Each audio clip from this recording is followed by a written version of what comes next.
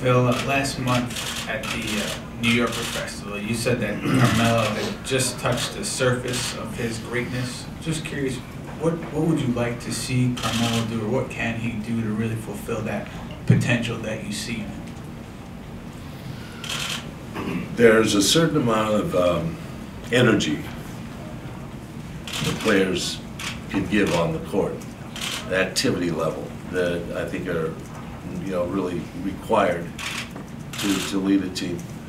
And I use by example the fact that Walt and I came into this organization in '67, and because we were so accurate, Red Holzman, when he became the head coach, started using full court pressure in the second unit. And we also had a guard named Emmett Bryant that was part of it. And this is our forte, was that we were aggressive defensive players, and how important it is to carry.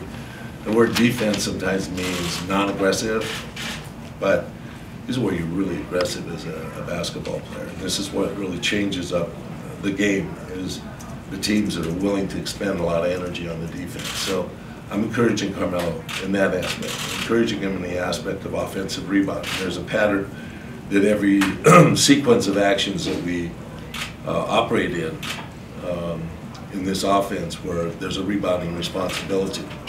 And so when I see situations where players are not rebounding and their role is to rebound, I'm very diligent about the fact that they have to go through with their roles. It's a simple role as a pulling guard has to do in football, or somebody has to do that sets a block in the game, another game. This is a rebounding responsibility. You have to go there.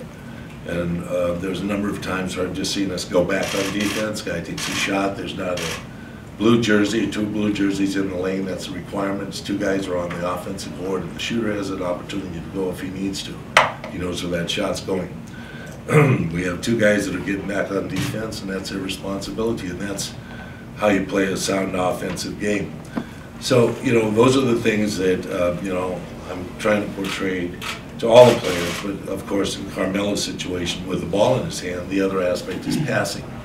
And what's the timing about, how do you time up this offense? This offense is run on a 4-4 beat. A lot of these kids have that beat. It's a lot like hip-hop music. And that beat is a symbol of how you deal with the ball. You have a 2 count to be a continual threat. And after a 2 count, if you're still holding the ball, you're holding up the offense. So the ball's got to move. You have to move it.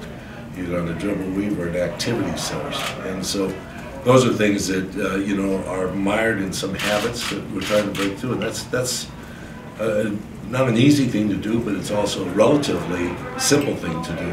But it's breaking a habit, and sometimes that's not so easy. I think that's where Melo's going to improve his game, as he gets that rhythm and that knowledge of, yeah, it's time for me to be aggressive, take a shot, or activate this offense in another way.